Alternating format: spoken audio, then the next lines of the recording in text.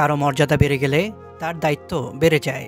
যারা পবিত্র কাবা তাওয়াফ করার, আরাফার ময়দানে অবস্থান করা এবং প্রিয় নবীজি সাল্লাল্লাহু আলাইহি ওয়াসাল্লামের রওজায়ে আতাহারের সামনে উপস্থিত হয়ে সালাম নিবেদন করার সুবর্ণ সুযোগ লাভ করেছেন, তারা সত্যি খুশনসিব।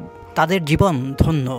তারা পরম করুণাময়ের সম্মানিত মেহমানদের সম্মাননা পেয়েছেন।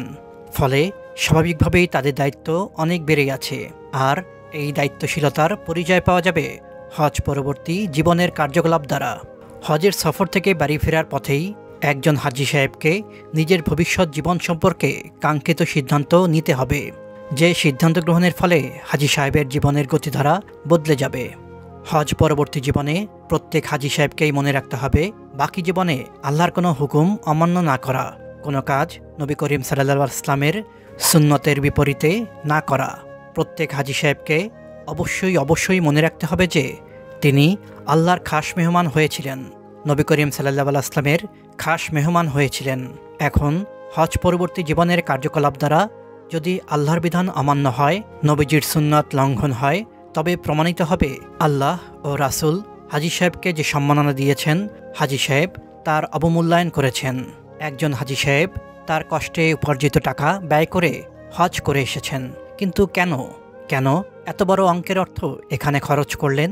দুনিয়ার খ্যাতির জন্য না পরকালের সওয়াবের জন্য? নিশ্চয়ই দুনিয়ার খ্যাতির জন্য নয়। হাজী সাহেবরা অবশ্যই আল্লাহকে খুশি করার জন্য সওয়াবের আশায় হজ করেছেন। তো কিভাবে বুঝবেন আপনার হজ কবুল হয়েছে? আপনি আল্লাহকে খুশি করতে পেরেছেন, আপনি হজের দ্বারা সওয়াব পাবেন। বিষয়টি একদম সহজ। আপনার হজ পরবর্তী কার্যকলাপ আপনাকে বলে দিবে আপনার হজ কবুল হয়েছে কিনা।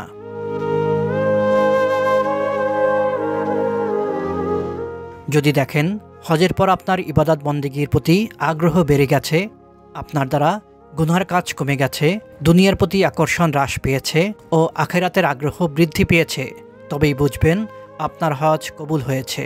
তাই আল্লাহর দেওয়া সম্মাননা অক্ষুণ্ণ রাখতে এবং নিজের হজকে সার্থক করতে জীবন বদলে ফেলুন। জীবন বদলে ফেলা বলতে যা বোঝায় তাই করুন, যেন আপনার পরিচিত যে কেউ মন্তব্য করতে বাধ্য হয় যে লোকটি হজ থেকে এসে একেবারেই পাল্টে গেছে।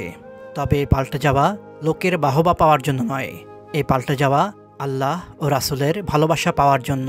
পাল্টে যাওয়া জীবনের ক্ষেত্রে দুটো দিককে অগ্রাধিকার ভিত্তিতে প্রাধান্য দিন। এক, রিজিক হালাল করুন। এমন কোনো পথে সম্পদ উপার্জন করবেন না যে পথ ইসলামে স্বীকৃত ও অনুমোদিত নয়। হারাম কামাই নিজে ভোগ করবেন না, পোষ্যদেরও দেবেন না। 2, কোনো মানুষের অধিকার হরণ করবেন না। ভিন্নভাবে বলা যায়, কাউকেই কোনোভাবে কষ্ট দিবেন না, কারো ক্ষতি করবেন না। আপনার পেশিশক্তি বা জনবলের দাপটে কোনো অসহায়কে তটস্থ রাখবেন না। আরও মনে রাখবেন, জীবন বদলাতে চাইলে পরিবেশও বদলাতে হয়। নেককার হতে চাইলে নেককারদের সঙ্গে সমাজ ও বন্ধুত্ব করতে হয়। তাই আপনি হজ থেকে বাড়িতে যেয়ে নিজেকে বদলে ফেলার পাশাপাশি আপনার পরিবেশ বদলে ফেলারও মেহনত শুরু করুন। নিজের সন্তান ও পরিবারের সদস্যদের দ্বীনি তালিম দানের উদ্যোগ গ্রহণ করুন। পরিবারের সবার জন্য কোরআন হাদিস ও মাসালা শেখার ব্যবস্থা করুন। বাড়ির ভেতর থেকে গুনার উপকরণগুলো দূর করুন। সবসময় সচেষ্ট থাকুন, কাবা দেখে যে অনুভূতি হয়েছিল সে অনুভূতি নিয়ে যেন কবরে যেতে পারেন। আল্লাহ আপনার সহায় হন। আমিন।